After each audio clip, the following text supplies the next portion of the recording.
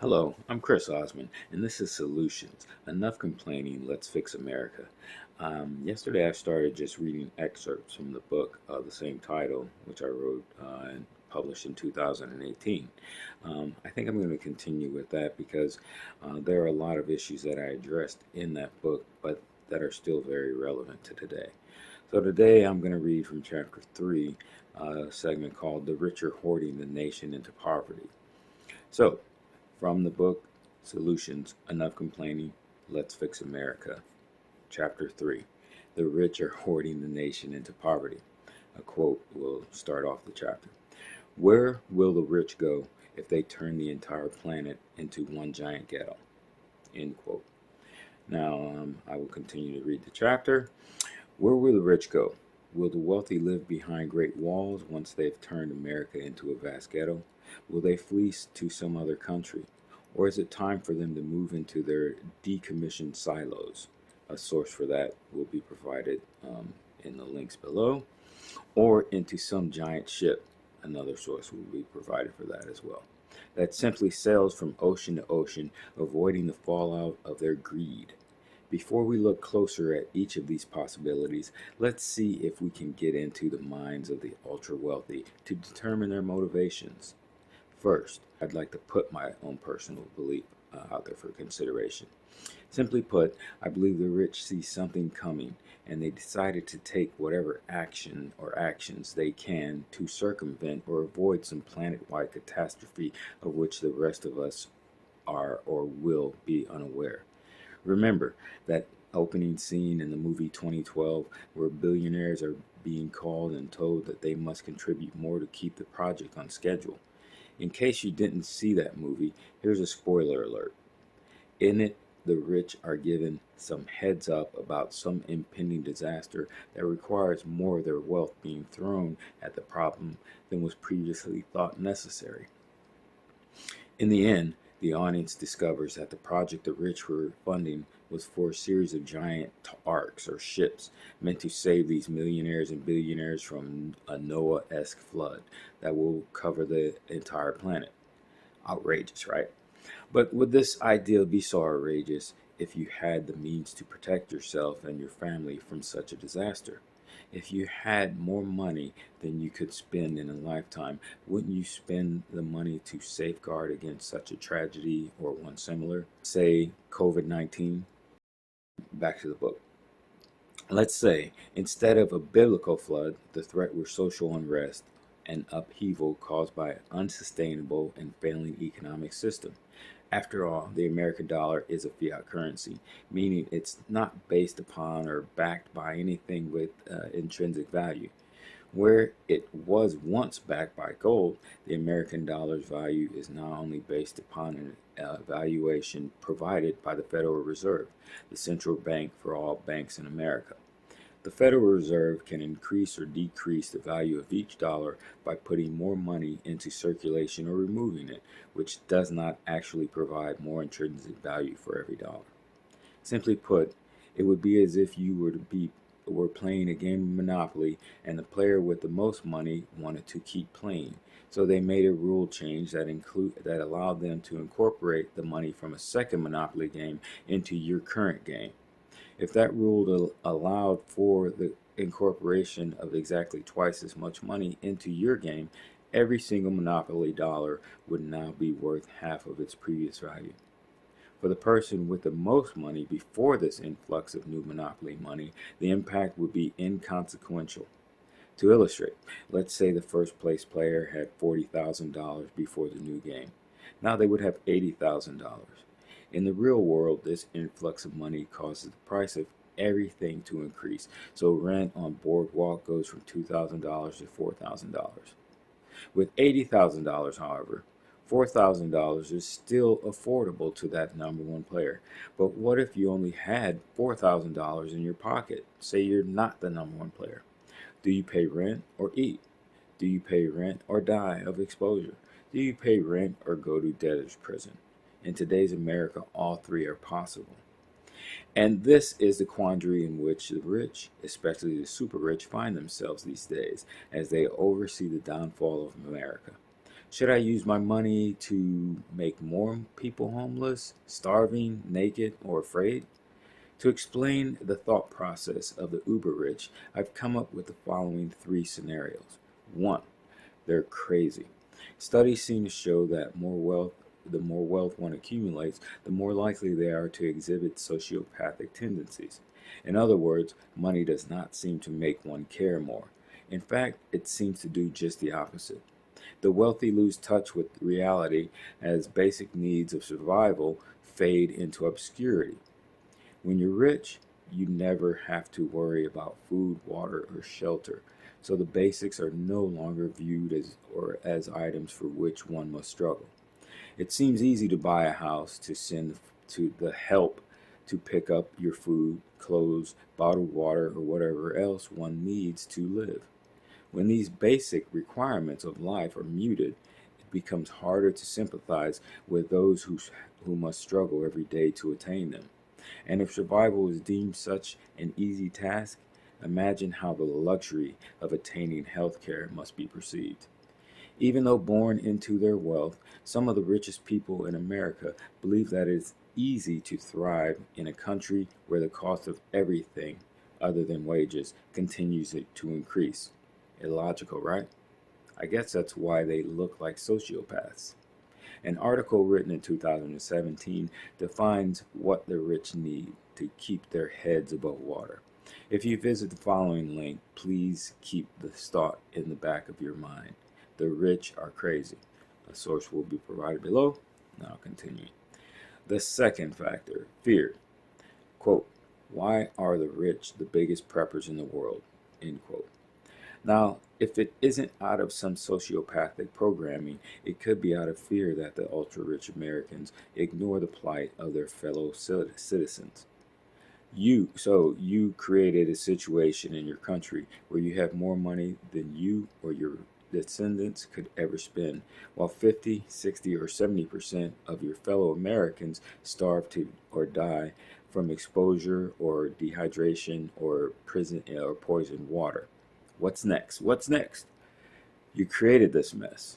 What are you going to do to stop and fix it? In this instance, it would be smart to consider ways to reverse the situation to minimize the fallout that is to come. But when you lack the foresight to see it coming, how could you come up with a valued way in which to fix the situation? I can imagine that someone who believed that this might simply choose to further insulate themselves from the impending collapse, which in their mind requires accumulating even more wealth. In this way, the peasants will have to go through all of those wealthy who cannot afford more security or a larger island or jet. It's like running from a bear. You don't need to outrun the bear, you just need to outrun the guy next to you. 3. It's out of my hands. Maybe fate has stepped in, so no matter what the ultra-rich do, America will turn out how it is currently turning out. One possible train of thought might be, quote, if I wasn't the rich jackass running the country into the ground, it would just be some other rich jackass, so I might as well enjoy the spoils of jackasshood. End quote. This belief requires a certain amount of faith. Misguided as it may be, the rich must believe that the future is either set in stone or being guided by some unseen force. I guess any god could account for this belief. It's all a matter of interpretation. Now, the next section of the book that I'd like to read is called Trickle-down Explained and hopefully debunked once and for all. Though this may seem too simple of an explanation, I believe that given our current leaders' propensity to justify supply side, another name for trickle-down economics, in the most ambiguous, complex, and disingenuous manner, an oversimplification is warranted to shed light on the truth. I am no economist, so if there is a better, simpler explanation of trickle-down economic theory, I am open to hear it. For now, here is my understanding of supply-side trickle-down economics. Simple definition of supply-side economics. The wealth of the wealthy is increased by lowering their taxes. The extra income that is generated for the wealthy will be used by the wealthy for investments that will help the economy, or will be used to create jobs for the rest of us, which will in turn boost the economy. Here is an even simpler definition of supply-side economics. We give the rich our money so the rich can give some of our money back to us after we've done some work for them. Again, but with more parentheses. We, all taxpayers, give the rich our money in the form of tax breaks so they, the rich, can give us some of our money back. Tax dollars we must pay to cover the loss of tax breaks for the rich after we've done some work for the rich. How does this even sound close to something we should have even considered in the past? How does it sound like something we should continue utilizing as Republicans propose tax reforms that disproportionately help the rich? How does this sound like a course of action to continue when it has been the policy practically for decades without the intended or implied outcome? The rich, who are continually giving the designation of job creators, have failed to create good-paying, new, or extra jobs out of thin air. Use of the phrase "out of thin air" is my way of designating a market in which there is little to no demand for the supposed jobs that the rich will create. You see, valid jobs, ones that increase a company's value, are not created without there first being a need. Car manufacturers don't build cars that no one is going to buy, at least not intentionally. Cell phone companies won't build cell phones when there is no evidence that they could sell those cell phones. Restaurants won't hire more chefs, waitstaff, etc., unless more people eat at that restaurant. The truth be told, jobs are created when there is a need for that position. Car manufacturers hire more factory workers when more cars are purchased. The same holds for cell phone companies, restaurants, toilet manufacturers, toy builders, and every other industry that exists in a capitalist society. An even closer look reveals that it is the consumer who dictates how many jobs there are and how many new jobs will be created. This theory is called demand-side economics, and it relies on consumers having enough income to keep the economy flowing. The problem is that we keep allowing our leaders to use the supply-side economic theory, which has taken more wealth out of our hands and put it in the offshore accounts of the rich. This, in turn, has the effect of ensuring less money in the economy, because money that is hidden away in offshore tax havens for the rich is money that is no longer available to purchase goods. Fewer goods bought means fewer jobs necessary, which leads right back to fewer goods bought. It's a downward spiral that the rich seem all too willing to ride to the bottom, and the rest of us all too complacent to reverse. So, final thoughts about that.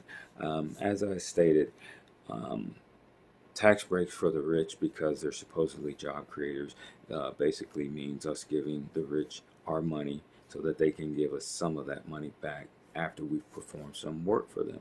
This is illogical, and it doesn't make any sense when you put it in simplified terms like that. But I'd love to hear someone make it explain it in less simplified terms, because basically all that seems to happen is that money comes out of our pockets and goes to other people's pockets. That is not a sustainable way to run an economy. And capitalism is definitely not sustainable, because capitalism demands certain things that should not be required of mankind. One thing that's been exposed during the COVID-19 is that capitalism is demanding you either stay home and starve and let your family starve, or you go to work and you get sick and you bring sickness home, and you either die or your family dies. That's capitalism. Capitalism requires that farmers destroy perfectly good crops, because in a time of economic stress that we're going through, because it's more profitable or less demanding on their bottom line to destroy those crops than to store them and to try to get them out to the people. That's capitalism for you.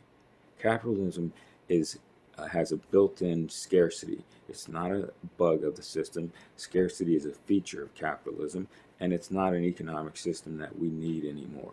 And it's proving its weakness as we go through this pandemic. So let's get away from it. Now, those are the excerpts I'd wanted to read today. I hope they allow you to start your own research into what's going on in the world, because to me it feels like a lot of people are unaware of what's really going on. Either that or they don't care. And ignorance will be the downfall of us all. Thank you. Join me again for another episode of Solutions. Enough complaining, let's fix America.